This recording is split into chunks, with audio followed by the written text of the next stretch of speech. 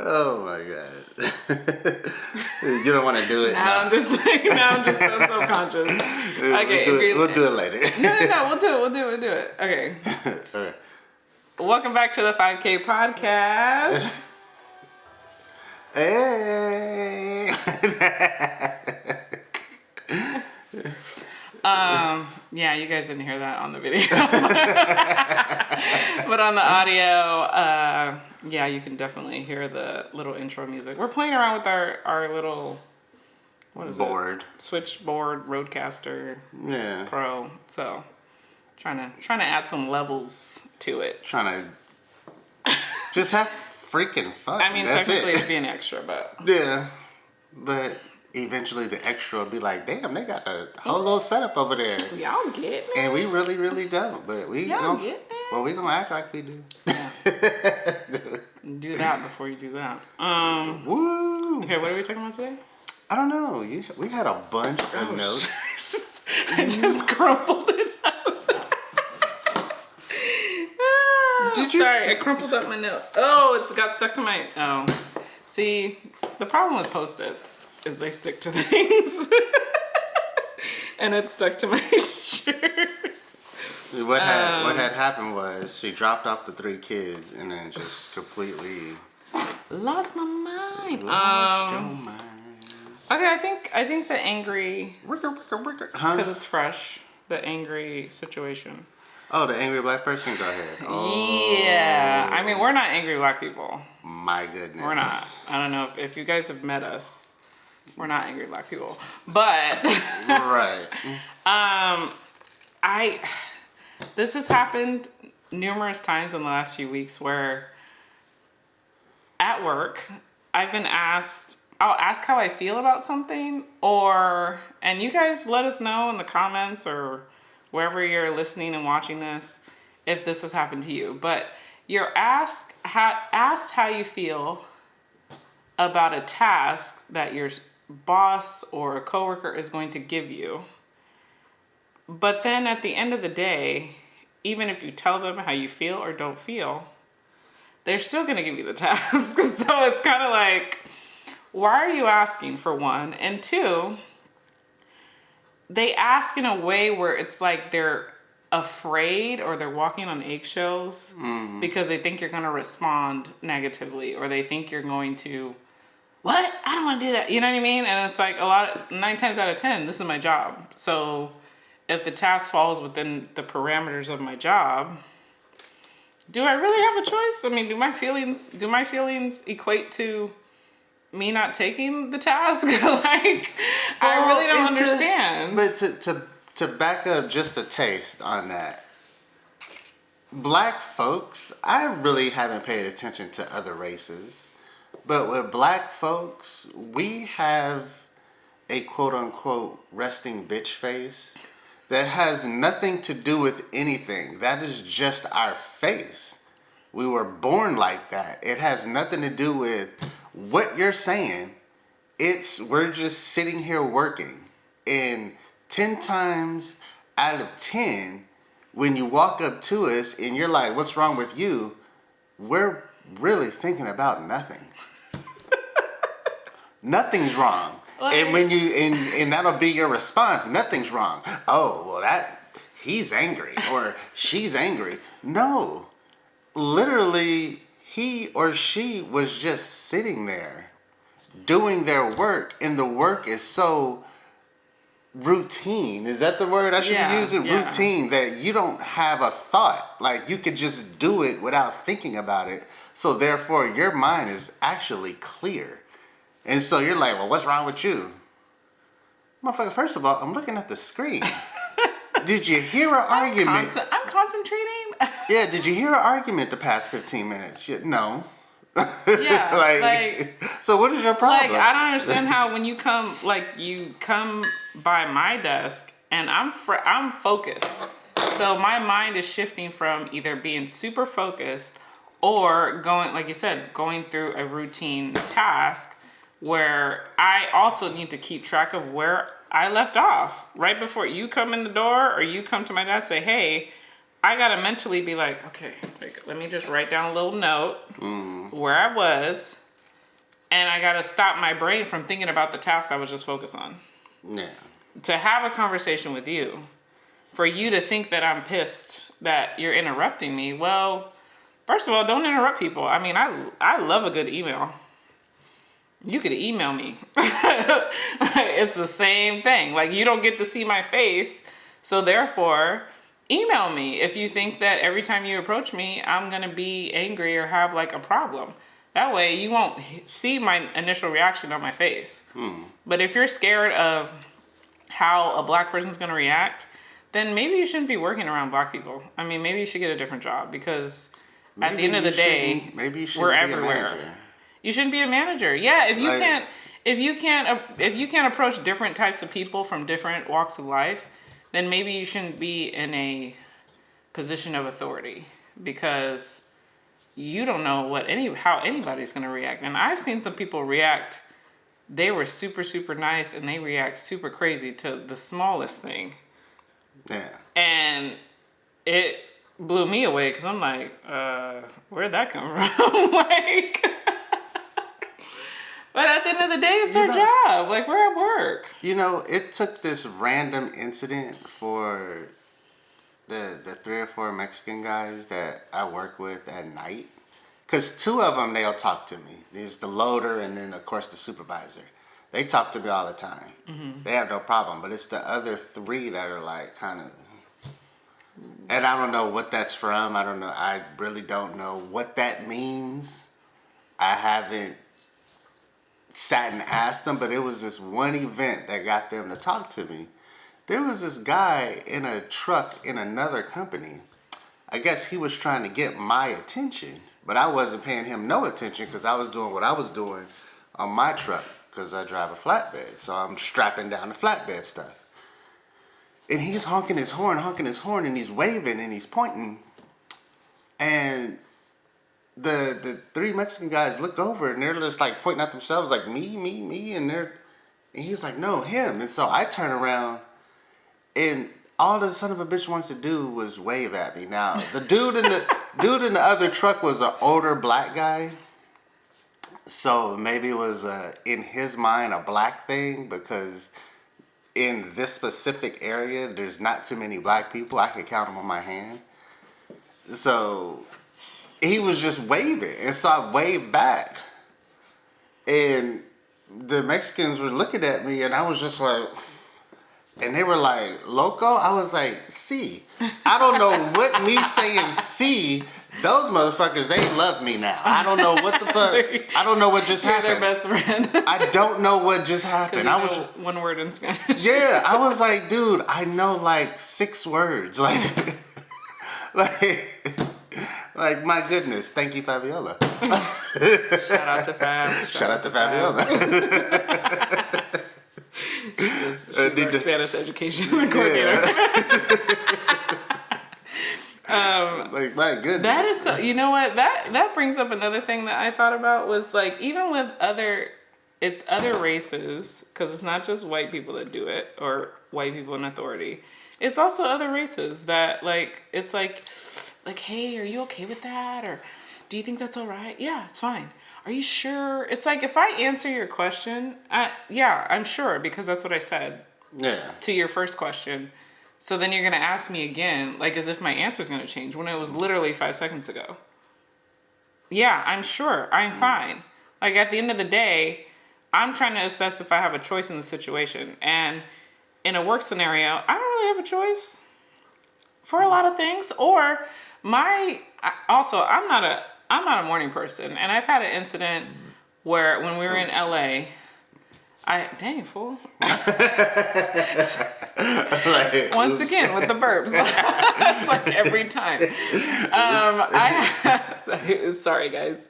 I had an incident where, like, this lady thought I was slamming, like, she asked me to do something, or I inherited a task from a supervisor. We sit next to each other. So I get the documents, and it was a big stack. Let it go on the desk. I didn't think it made a loud sound. I don't think anyone else thought it made a loud sound, because no one else was like, oh, are you okay? Hey, are you all right? But the lady sitting next to me again, there's a partition, so she can't see me. She goes and complains to the office manager, because we were on the floor of the office manager. She complains to the office manager that I'm angry and throwing things. And I started, when I was confronted by the office manager, I literally started laughing. Like, I couldn't hold it in, because I was just like, do I strike you as an angry person? And the office manager was like, no, you really don't. I mean, I think I've known you long enough to know that you're not angry. Like, that's the only reason why I'm addressing it with you, because it seems out of character to me. And I'm like, exactly. I was not angry. First of all, when I get hit up with information at 8 o'clock in the morning or 8:30 in the morning, Yeah. I don't think anyone's happy. Trust me, I am in the wrong line of work to be waking up early, because I hate waking up early. Like, if I could be up at 10 o'clock and start working at 10:30, I'd be fine. But I have to wake up and take my kids to where they need to go. And then, especially in LA, I was fighting through 45 minutes of traffic just to get 9 miles. So I'm not going to be in the highest of spirits and fucking doing cartwheels and saying good morning to everybody. So if I see a bunch of work on my desk with a note, okay, I'm moving it out of my way because it was in my way. But I'm not slamming it down just because I let it go and it made a loud sound. Why don't you just come ask me, hey, are you okay? Is everything okay? Like, check in. Like, what, like, do you not know how to communicate with human beings? Or no, because I'm black, you can't. And mind you, this lady, like, I had no problems with her until that incident. And it was almost like, all this time you've been talking to me, we sit next to each other, you know, talking about our breaks. Oh, what'd you do for lunch? Da, da, da, da. But then the minute there's a negative, you think there's something negative happening between us, and you run and tell the freaking office manager. Like, really? Like, what happened to the talking back and forth that we were doing this whole time? Like, you can't approach me and be like, hey, is everything on? Like, you just assume and then you assume that I have a problem with you. Yeah. Because I'm like, what? That work wasn't even from you. It wasn't even your work. Yet, because I slammed it down, quote unquote, it made a loud sound. You think that I'm mad at you now. Yeah. What the hell? What does that have to do with you? I didn't even know my job was related to yours. First of all, like, it's just so fucking bizarre. It's like y'all need to get out of your ass or whatever. I just thought about this. There was an incident that happened at Home Depot. And this, you know, the black guy, and then in this particular case, it's an older Mexican guy. Mm-hmm. Well, they were talking to each other about what's going to happen. Like, okay, I'm going to do this, you do that type of scenario. Mm-hmm. After they got finished talking, the black guy gets on his forklift because he was helping me unload my truck. So he gets on his forklift and starts moving stuff. And he moves fast. That's just how he is. He goes as fast as the forklift goes. So he's moving this, moving that. And, you know, we're outside. So pallets are scraping on the ground and he's picking them up and he's scraping them on the ground and putting them in their place. I didn't see anything wrong with it. Like, what the hell? He unloaded my truck in fucking 10 minutes. The other guy, when he does my truck, I don't know why I'm there for 30 minutes. Yeah. So he got mad and told the manager that after they had their conversation, he was mad at something and he doesn't know what he was mad at. But he started like driving off fast and scraping pallets and doing this and doing that. And he was just like, bro, what are you talking about? And I don't know what this manager's thought was, but he's even asking me questions the next time I come in. So can you tell me the confrontation that happened? And I was like, what confrontation? There was no confrontation. He just moves. I was like, if you don't know your coworker or your employee is an ex-Navy man. I was like, what Navy man do you know moves slow? Like, no military they guy. get after it. Yeah, no military guy moves at a snail's pace, especially a military guy that has been in the military for 20 years. He's just working at Home Depot just to do something. He don't really need to be here. Okay. And I just happened to mention that to him. I was like, you do understand that he doesn't need to be here. He wants to be here. Yeah. He's working graveyard. Who chooses to work graveyard if they don't want to be there? Yeah. I was like, so he wants to be here. He could very well quit and still be fine because he was in the military. He gets everything that he needs from the military. He just works here because he wants something to do. Do you think? Like, I don't understand why people think.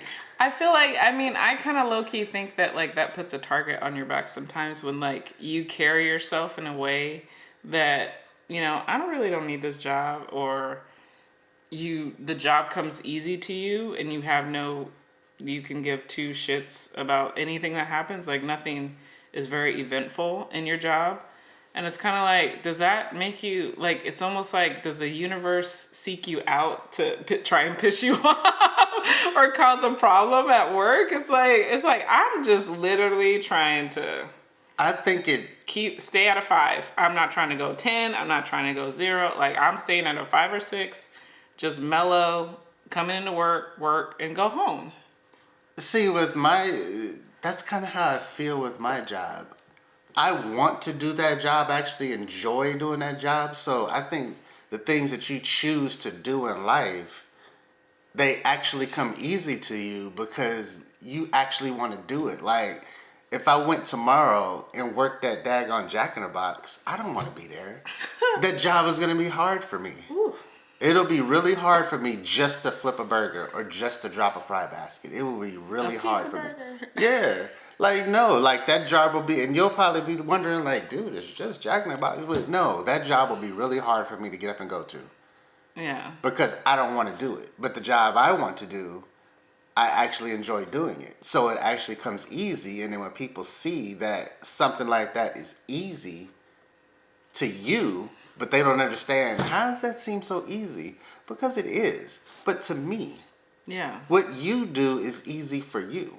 Right. That's why there's several different jobs. Like, especially like over time, like I would think, like if you, like when you first start a job, yeah, it's going to be simple, but it's like in your case, you went at the highest level of trucking, which is being an owner operator and owning your own thing, to going backwards. Yeah.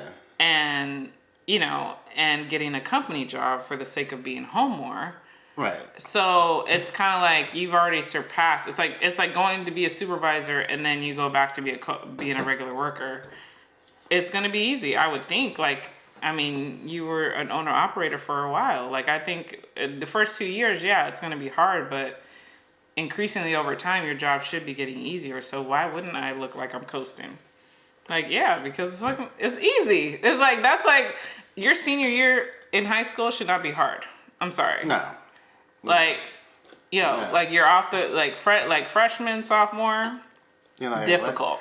What the hell is going on in this school? But by the time you get to senior year, you should be coasting. Because if you're not, then it's like, well, what did you do the other 3 years? you must have made some mistakes. I know my freshman year, I walked into that school like, there is 1,500 people in this damn school. My middle school was literally 400 people. I'm like, there is too many people here. What the fuck? You know what I'm saying? So city life. It's like, God, dog. Like California high school situation. You walk in there, you just like, what the fuck? Okay, do you think? But what was it? My middle school was in Cincinnati, so you have to believe like that's country boy. Small middle school. But what were you gonna say? Thank God I'm a country boy. So, like, just to help the people that are listening and watching, do you think that there are ways that people can approach Black people to not have us have these thoughts? Or is there just no good, easy way to approach it? Like, how would you want to be approached for, like, a task that you're like, I don't really want to do, but I guess. Okay, if you're a white person, the same way you approach another white person, approach a Black person like that. Bam. You heard it here first, folks. I mean, that's literally how you approach a Black person. What? You mean black people are just people? I mean, oh my God. I think if we get cut, I have a reason to believe. It's a theory. Working on a theory here. Hit me. If I cut a black person, they're gonna bleed red. Did you guys know that? It's a theory. It might not be true. Say what now? But the last time I bled, it came out red. Wow. That's, Man, we are dropping secrets, okay? If there's someone that does not know how to approach a black person, that's the secret. You didn't hear that from me. No, you didn't. Like, I feel like we're telling like this super secret, but it's so fucking simple. It's like we are people too. like, oh my God. I think that's the problem. Is I grew up, or I always had the mindset when I was growing up, because I was always around a mix of races, that everybody's the same. Like, we just look different, right? And I know it sounds very cliche, but I've always had this, like, they're just like me, until I get treated differently. That's only when I started to notice, like, oh, like, I'm different than these other people. You know what I mean? Like, so I think if people have gotten away from just treating people like human beings, like the whole, what is it, the golden rule or whatever, treat people how you want to be treated. Yeah. Crazy concept. Been around for a while. Right. But I'm pretty sure it works. No, it's crazy. When I was out on the road, and I even told her this, I was like, there's been spots in America that I would go into, like Philadelphia, Trenton, New Jersey. These places are just black people. That's it. You look around, you see nothing but just black folks. If you see a white person, you just like, how did you get in here? It's kind of like one of those things, like, did you make a wrong turn, bro? They like, stick you in, bro? Yeah, like, where you come from? Where's you've been adopted. You was adopted by somebody in a black family. So, no, but it's amazing, because when you go to these places, and we're supposed to be like these angry black people, you should see how these people operate. It's amazing. And it's like that in Cincinnati as well. That's why it amazes me coming out to a place like San Diego, and you're in Phoenix, and you're in LA, and you're in Vegas, and you see this melting pot. You would think people would have a much more easier time, I guess, but no, it's not like that. Like, when we operate within our own, you just see us just moving and operating. Yeah, sticking and moving. Yeah, everybody's working. There's no fights. There's no, oh, well, she looked at me like that. And there's none of that. Like, a whole warehouse full of people. This one warehouse, oh my God. This grocery warehouse had like 800 workers in it. All these daggone people black. But they were working like freaking ants. Just, everything's moving smoothly.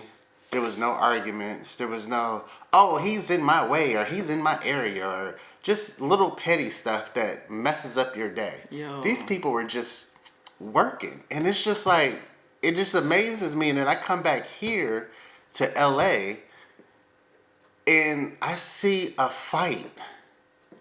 And it's like, what is the fight about? Oh, I was here, and then he moved my stuff. And it's just like, bro, you're in a warehouse on a forklift. He moved your forklift so he could get his forklift by. Fucking factory wars and shit. Yeah, like, dude, like, not a fight in the warehouse. I don't know. I don't know. It just amazes me. Do you think it's more men though? Because I feel like I've had a different experience being a woman around other women. But all of these, I don't know. Yeah. So I feel like my experience, like, I mean, I've told you this, that, like, I was uncomfortable around all one race, but I think it's because like I grew up in a black church. So, and my exposure to black people were being around just singular group of black people was either church or family. And even at church, I felt a little out of touch because everybody was kind of like went to a black school or whatever. But at my school, like there was every type of Cambodian, Vietnamese. There was probably a handful of white people, or like a lot of mixed kids, like either black and Mexican, black and white, you know. So there was just a lot of everything. And then I have cousins that go to a predominantly black school, and they tell me, "Oh, you go to that white school."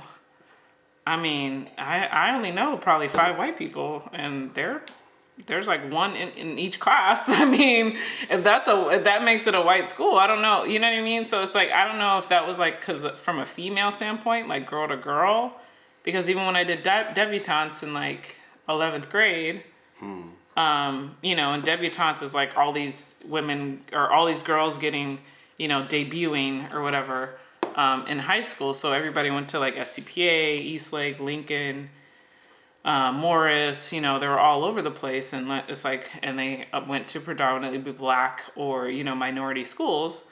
And I felt so out of place and I felt so uncomfortable. And it was just like cause I didn't have my hair done. You know what I mean? Like I never, like everybody just kind of comes as you are at my school, but it's like they had their tracks in, they had their weaves in, they had all these things, you know, their extensions, their you know, clip-on ponytails. And I'm just like, makeup done to the nines. I'm like, girl, it is Saturday morning. I don't know why your face is beat down at 8 o'clock in the morning, but I'm rolling in a ponytail and sometimes a scarf because I just woke up. So it was just so like I was just like, okay. And then nobody was approachable. I just sat in the back in the corner. And it wasn't until we did like this little icebreaker thing or skit thing, it was like weeks in, that everyone was like, oh my God, like that was so funny. And it's like, yeah, well, I've been funny in the back over here, but y'all didn't want to talk to nobody. Yeah. Because I didn't look like you. And it's like, and like, I literally do look like you. It's just, I don't have makeup on. So you don't talk to me. Well, you know, it's like, I feel like in a female setting, I don't know if like we are different. Well, the black culture in San Diego, to switch gears, the black culture in San Diego is totally different than anywhere else. Because even just going to LA when we lived in LA, the black people in LA are so together. It kind of amazed me because I was like, dude, how come San Diego isn't like this? Like LA is just like now once the black people that you're talking to, depending on how old they are, once they get past what color you're wearing, they're like, oh, you don't wear either or, then, oh, you're with us. Like, I don't give a shit. You're with us. Yeah. You know, but if you just happen to say a color, it's like, nigga, go over there then. Yeah. And I'm going to give you this one time to go over there. Were you around, I guess I never asked you this, were you around more people near, like within your age group at work in LA? Yeah. Okay. All of the people were early 30s. Okay. Early 30s, and then you had some early 40s, but yeah. Okay. For the most part, everybody was like... See, I got a little sprinkle of that. I would say I had that experience, that good experience in LA, but it was only a few people because there were only a few that were in my age group. So those people were approachable. Those people were very like, kind of take you under my wing, or let me show you this, let me show you that. You know what I mean? And very like, kind of like I'm the little sister, you know, because I think they're only like maybe a few years older than me. So it's kind of like that. Everyone even of other races that I met in my age group were very like welcoming. And mind you, the only exposure I had to anybody outside of our home, because I didn't really go anywhere because I didn't know the area. So my only exposure was work. But that LA office, I don't know what is up with those older women there. Yeah. But I remember someone, I'm doing my job, giving out supplies, and I'm just smiling. I got like earphones in, so like I'm kind of smiling because of the music. And this girl was like, "Why are you so happy?" God damn, like it's like I was like, "What do you mean?" And anyone that knows me, I mean, even right now, like I talk with a smile. Like I don't know how else to talk. That's how I've always talked. And she was like, "Well, you're smiling. I notice that you smile all the time." I really had no answer because I don't remember anybody complaining about me smiling. Like, I ain't got no gaps. I ain't got, you know what I mean? Like, damn, like, is there a green puff of smoke coming out of my mouth? Like, shit, like. What the hell's happening? That was a different experience too. That I was just like, I'm like, these people aren't nice. They don't want to, and one lady was like, when we ended up leaving, she was like, well, mind you, this person never talked to me, but then she had the nerve to say when she found out I was leaving, the week of me leaving, which was like 2 days before my last day, she was like, well, I heard your star's not going to shine anymore. It's like, that's our only conversation the whole time. We were in LA for almost 5 years, and that was the only conversation I had with this lady, was that, oh, your star's not gonna shine anymore. And I turned around and I was like, well, just so you know, my star shines anywhere I go. So what the fuck, like, what kind of, like, what is that comment? Like, what does that mean? Like, it's just like, oh, like just, that's why, see, you know what, this is another thing we should have talked about, was other black people ruin it for the nice ones. Like the angry, like that. I took that comment as like, that comment and the comment about me smiling as like, why are you so angry? Like you are an angry black person, because for you to question my shine or question me smiling and being happy, what does that say about you? You're mad because someone's happy? That means you're angry, right? Do you know what it is? Like, fuck. Because now that we're like, quote unquote, middle age, I kind of see a difference now. What their problem is they did all of this work in their head in the 60s and the 70s to achieve a certain status. And when the younger crowd, their kids and their kids' ages, when they come in at that level and go above it. They're just like, well, fuck, they didn't have to do anything. They didn't have to do the heavy lifting. Yeah, no, they didn't. But off of what you did helped to achieve a higher level for the younger generation. Because I could very well say that about the kids that are coming up now. Yeah. Like anywhere from 20 to 25, these kids are way above where we were at 20 and 25. That's insane. Why would I complain? Because what we went through, we had to go through and do all this little tinkering and piggyback off of what our parents did. Yeah, so it's like you should be grateful that they don't have to actually do what you did. Right, like that's the point of progression.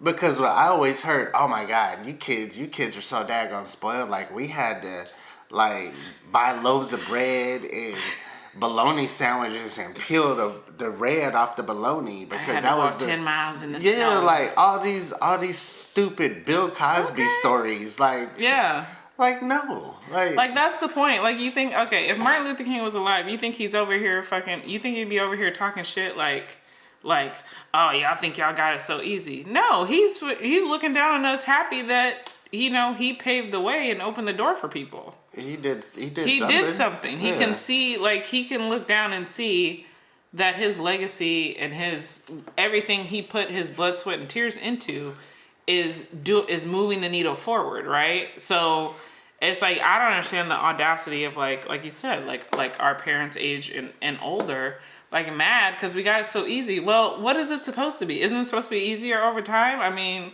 I don't know. Using a computer got easier over time because I don't know if y'all remember Oregon Trails and that damn black screen with the green numbers and letters. Like, I would hope that stuff progresses over time. Like, isn't that the fucking point? I think another thing that they're upset with, in my opinion, is the freedom that we have. Because a lot of them didn't have the freedom that we had. Yeah. Like full freedom for black people didn't occur until 1969. So everybody after that was born, especially the 80s babies. Oh my God, we had complete and utter freedom to do whatever the hell we wanted to do from birth. Right. So I think they're upset at that a little bit. Yeah. Like, dang, like we had to go through elementary school and middle school and high school and we had all this. Well, thank you for doing all of that shit because your kids should not experience what you experience. Yeah, that's the point. Like, our kids, they are not experiencing at least what I had to experience as a kid because we're together. My parents weren't together. Yeah. So just that small, simple thing. Yeah, their whole life is different. Their whole life is different. They have a 2-parent. You know, like now my parents were unlike other parents because they never went to court. They never did that child support shit. They just said, when you have him, you take care of him. And that was it. That was the plus side to them being broken up. They never like argued, but yeah. Beyond that, there was always 2 places for me to go. I never could just walk down the hall and be like, "Hey, Dad," or you know. Yeah, I think a lot of it is just. It's also like that age group is kind of still in that realm. Like they can't let go of that past that they used to operate in, where it's like they have this like cage mindset of. Like you still operate like it's the 60s. Bro, it's not the 60s anymore. I don't know. I mean, granted, we're in California, so I can't attest to the South today and back east today. Like, I don't live there, obviously. But it ain't the 60s in California. So, no, it's... like, why are you acting like it's the 60s? Don't raise your voice at that person. Don't do this. Don't. It's like, no, like, no, I don't know what, like, I'm still respectful. There's a line from being disrespectful and speaking up for yourself and then being respectful and speaking up for yourself. And I'm not going to not speak up for myself. You know what I mean? Just because of someone doesn't look like me and I'm talking like, don't talk back to them. And, oh, you got to do that. Like, you know, it's just like, no, I'm not walking on eggshells just because they walk on eggshells around me, I'm not going to walk on eggshells around them. Like, that don't make no sense. Like, what the hell? I don't know. It's just terrible. It just pisses me off sometimes. I'm just like, I don't know. I had to get that angry black person thing off my chest because it just keeps happening. I'm like, all black people are angry and they're not. I'm like, should I I kind of want to fuck with somebody and be like, no, I don't want to do it.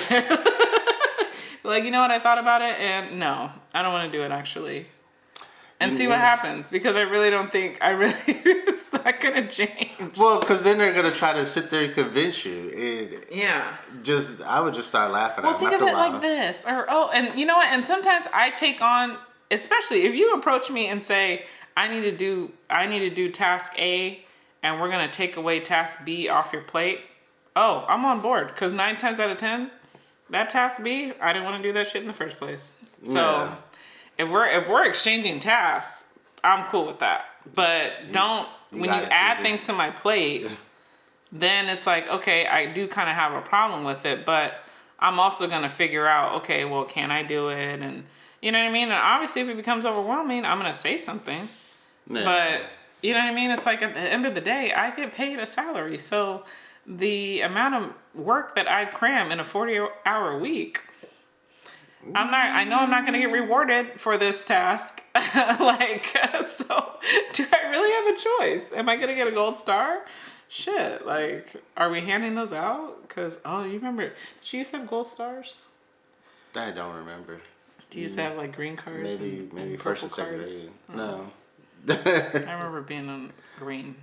Oh my god. Sorry. I just thought about it. Like, do you think a person like Samuel L. Jackson, people will probably think he's angry all the fucking time? All the fucking time, because he don't smile really. I mean, if he wasn't an actor, He smiles in those Capital One commercials.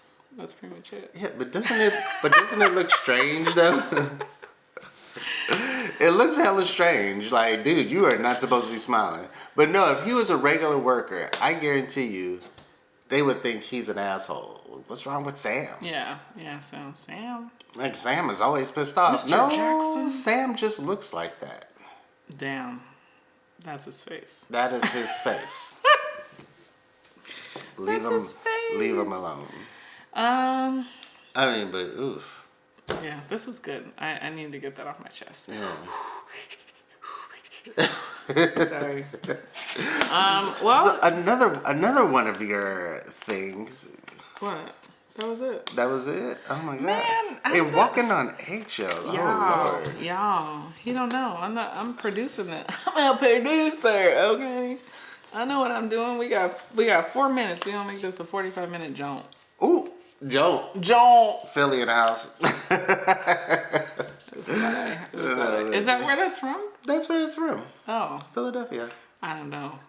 I ain't gonna hold you. Stupid. I fucking hate that saying, you guys. I ain't gonna hold you. Because this guy says it all the damn time. Okay, anyway, well, thanks for tuning into the 5K podcast, and we'll catch you guys in the next one. Yes. I ain't gonna hold you. Oh my god, that shit, like, okay. Oh. What happened? It's not. It's easier, it's easier for me to edit the video than the audio. Anyway. Is it still recording? Yeah, I